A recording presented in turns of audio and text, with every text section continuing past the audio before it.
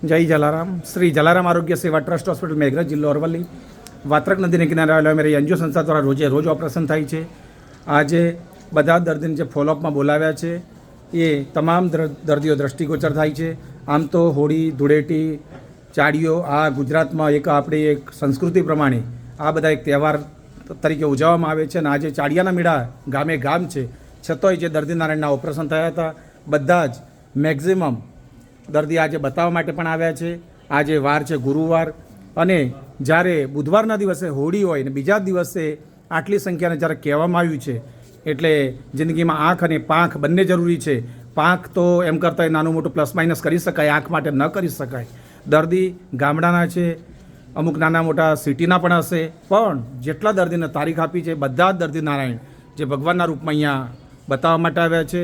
અત્યારે મુસ્લિમ પરિવારનું પણ અત્યારે રમજાન ચાલી રહ્યો છે, એમાં પણ 8-9 જણા જે છે એ પણ બતાવવા માટે આવી ગયા છે. અને બધાના ઓપરેશન સારા સફળ થયા છે. જલારામ હોસ્પિટલમાં 365 દિવસ 12 મહિના કામગીરી ચાલે છે, હર હંમેશ ચાલે એના માટે પૂરેપૂરો પ્રયાસ કરીએ છીએ. સંસ્થાના મેનેજિંગ ટ્રસ્ટી અને પ્રેસિડેન્ટ ડૉક્ટર બંસીભાઈ પટેલ સાહેબ છે. સંસ્થા હું ભીખુભાઈ બામણિયા, જલારામ હોસ્પિટલમાં પીઆરઓ કહે છે, બામણિયા સાહેબ કહે છે, વહીવટી અધિકારી કહે છે, બાકોરવાડા સાહેબ કહે છે. હું પોતે તમારી સેવામાં તત્પર રહ્યો છું ને ભાઈ. તમને આવો છે ત્યારે સમજાવું છું ને, દવા, ટીપા, ઓપરેશન બધું સમજાવીએ છે ને બધાને. ઓપરેશન વિનામૂલ્ય, 1 પણ રૂપિયાનો ખર્ચો થયો તો ભાઈ કોઈને?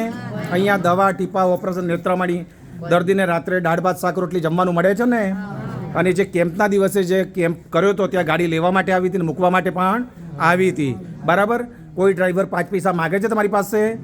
અહીંયા કોઈ દાનપેટી ભેટપેટી જોવા મળે છે? બરાબર. જે જલારામ હોસ્પિટલમાં આ કામગીરી આંખ વિભાગમાં અવિરત ચાલતી હોય છે. 2010થી જ્યારથી અહીંયા આવ્યો છું, 2026 છે, એટલે અત્યારે 16 વર્ષ પૂરા કર્યા છે. 16 વર્ષમાં એક પણ દર્દીને કોમ્પ્લિકેશન નથી થયું. અને હું પોતે એક પબ્લિક રિલેશન ઓફિસર કમ સુપ્રિન્ટેન્ડન્ટની પોસ્ટ ઉપર હોઉં, ઓફિસમાં નથી બેસતો, પણ જે દર્દી નારાયણની જે સેવા કરી છે એનું આ મને પરિણામ મળ્યું છે.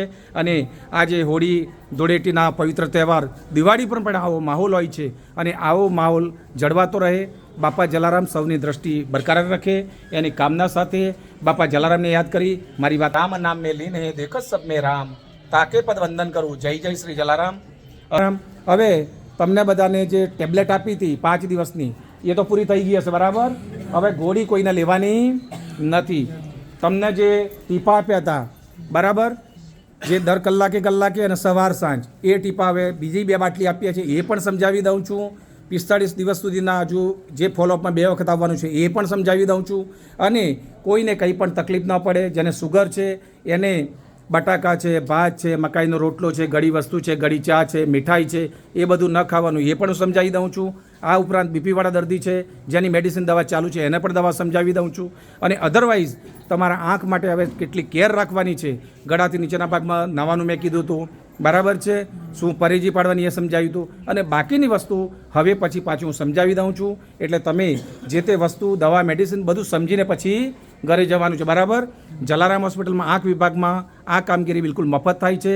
Otherwise department surgical, medical, paediatric, gynaec, બાજુમાં આપણું 24 કલાક NICU, ICU અને ઇમરજન્સી સેવા ઉપરાંત ડાયાલિસિસ સેન્ટર પણ ચાલુ છે, જે માનવતાના ધોરણે ચાલે છે. જ્યારે આંખ વિભાગ બિલકુલ મફત. એટલે આપ શ્રી આવો, લાભ લો, લાભ અપાવો, અને માનવ સેવા એ જ પ્રભુ સેવાનું સૂત્ર ચરિતાર્થ થાય એના માટે ફરીથી અસ્તુ. જય જલારામ બાપા, જય જલારામ.